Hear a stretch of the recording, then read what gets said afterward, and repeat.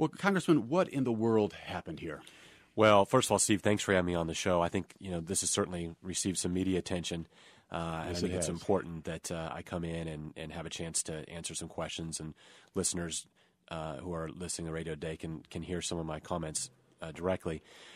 Last summer, over a year ago, I joined other members in Israel for a trip in which we met with met Netanyahu and Shimon Peres and other leaders and military leaders, and talked about really the Middle East peace process. And a very important trip. It's a trip they do with all freshmen. So Democrats went the week before, Republicans went the next week, and our spouses are with us on the trip. And really amazing. You go up to Golan Heights, you go and see all sorts of areas of the country. And so as part of that trip, we went to, at one point, the Sea of Galilee. We, after a day's worth of meetings, went to dinner right on the sea, my wife and I and other couples. It was a later dinner, towards the end of the dinner, members decided at the Sea of Galilee they wanted to take a spontaneous dive into the sea, and at some point I decided to join them, and made the real mistake of going in without clothing, and it's a regrettable incident. I'm on today to apologize to my constituents for any embarrassment that they may feel. I know some folks may be very disappointed in my behavior, and so I'm here today just to talk about that and to really express remorse I have for that moment. Congressman, what's regrettable about it in your mind? Well, some folks are sort of saying, "Hey, you went skinny dipping. What's the big deal?" Mm-hmm. Well, one of my big issues has been trying to restore people's faith in Congress, and I think people expect us to be on the job, working hard, focused on the issues, and this is the end of the day. Our work was done, but at the same time, I'm a congressman, and I'm always expected, I think, to be held to a standard that a congressman should be held to, and so. At that moment, I made a mistake, and sometimes you learn these lessons the hard way, and I've learned a valuable lesson here, Steve. People are wondering, Congressman, was drinking involved? Well, my wife, who's here in studio, by the way, we were having wine with dinner, but alcohol really played no role in the decision to go in. It was really much more of a spontaneous moment with members at the Sea of Galilee, which is obviously a special place, and wanted to be part of that, and clearly it was a mistake, and I've never done that before, and I can tell you I won't do it again. So you weren't drunk, just to be clear? No. Okay. The website Politico reported that about 20 people went in the water. Did they all go in together, or what happened? No. Some members started going in early on, and it was sort of more of serial jumps. Everyone kind of took different times to go in, and I was one of the last people to go in. It's a very dark night, and you've got a deck sort of at the end of a restaurant, and so I jumped in, was in for 10 seconds, jumped back out, and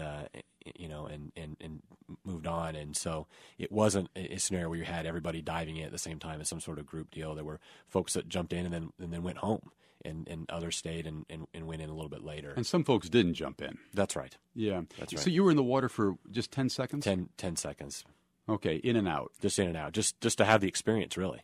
And your wife, Brooke, didn't jump in? No, she's a little bit smarter than I am, I think. Then what happened? After people had jumped in, what happened then? We dried off, and I obviously got my clothes on quickly, and we went on with the rest of the trip. We had a lot more meetings. The next day we had a day full of events, and so we had a lot of work to do still. And obviously it was over a year ago, and so here we are, over a year later, addressing the incident. And it, again, it's an unfortunate one and one that I regret, but that's hoping to move forward and continue to do my work as a member of Congress. Congressman, was there a sense at the time that you guys had crossed a line of one kind or another? I mean, do you recall thinking that as you went through all this? I think that there at the time it seemed very spontaneous, and you were with other members of Congress, and many other. I was one of the last to go in, like I said, and probably the next, somewhat afterwards, maybe the next day, started thinking maybe that wasn't the smartest decision. And the old rule is if don't do something you don't want to see on the front of the paper, the front of the Kansas City Star, and I clearly violated that rule, and so it's obviously a learning experience for me, and one that I certainly won't forget. One person who reacted to this at the time was the majority leader of the U.S. House of Representatives, and that's Virginia Congressman Eric Cantor, who was on the trip. He was not part of the swimming party. He reportedly dressed down his colleagues in the aftermath of all this. Tell us about that. What did he say? What happened there? Well, the leader certainly was in charge of the trip. He was very upset, I think, with the members who had participated in the jumping in the sea. The issues related to Middle East peace, and particularly our relationship with Israel, is very important. And he reminded us of our responsibilities as members of Congress, and that that type of conduct was not appropriate. And I think we all quickly kind of had a lump in our throats and said, "Okay, we messed up here," and apologized to him and moved on with the rest of the work we still had to do on the trip. How mad was he? Well, I mean, I don't, he was very frustrated and I think upset with the members. How about Israel itself? How has that nation responded to what happened here, Congressman? I don't know that there has been one, as far as I'm aware at this point. And I'm not aware of one either. Do you anticipate one coming, or do you have any reason to expect that? I don't. The organization that sponsored the trip, AIPAC, and their educational foundation, the American Israel Education Foundation, I think they've issued a statement in which they've talked about the seriousness of the trip and the issues involved, and that they didn't seem to draw much issue with the members going in the water. But certainly everybody's got differing opinions on it. We'll just have to see what everybody says. If you're just joining us, we're visiting with Kansas Congressman Kevin Yoder. Congressman, one of the ingredients to this story that's really propelling it in many ways is the FBI's involvement. They investigated this whole thing. Did they talk to you or your staff? No, they didn't talk to me. They didn't talk to anyone on my staff. We don't know anyone that they talked to. And there's a lot of head scratching as to what they actually did or what they were doing. I was going to say, why are they investigating? Do you have any idea? Nobody knows, and I haven't talked to one staff member. I've talked to some of my colleagues. They haven't talked to the FBI either, and no one really knows. There are these unnamed sources that said they talked to the FBI, and we don't know really anything about that. Are you aware, just to be crystal here, are you aware of any impropriety with this incident that would cause the FBI to investigate? No, not at all. That's why Steve, really is as simple as I've explained it. And I would tell you, one of my rationale for coming on your show and doing all the interviews is I want the people in the district to know, obviously, that I'm apologetic and regretful, but that I want to be forthright with the facts. You see too many folks, kind of not wanting to respond and not wanting to be direct, and so. We've been very clear kind of what happened, and it's an embarrassing situation, and I regret it. And for the life of me, I can't, other than I've explained all the facts that I'm aware of. So for the life of me, I don't understand what the FBI's involvement would be. For what it's worth, the story in Politico yesterday said this: the FBI looked into whether any inappropriate behavior occurred, but the interviews do not appear to have resulted in any formal allegations of wrongdoing. And again, that's still your understanding. That's just from reading the Politico article. That's the first I've heard of that. Yeah. What kind of response are you getting from your constituents today? Well, I think some constituents are rightly disappointed and expressing that disappointment. We've had others express that they're strongly supporting us still. But I know many constituents out there are sort of scratching their heads saying, what is this guy up to? What was he doing? What was he thinking?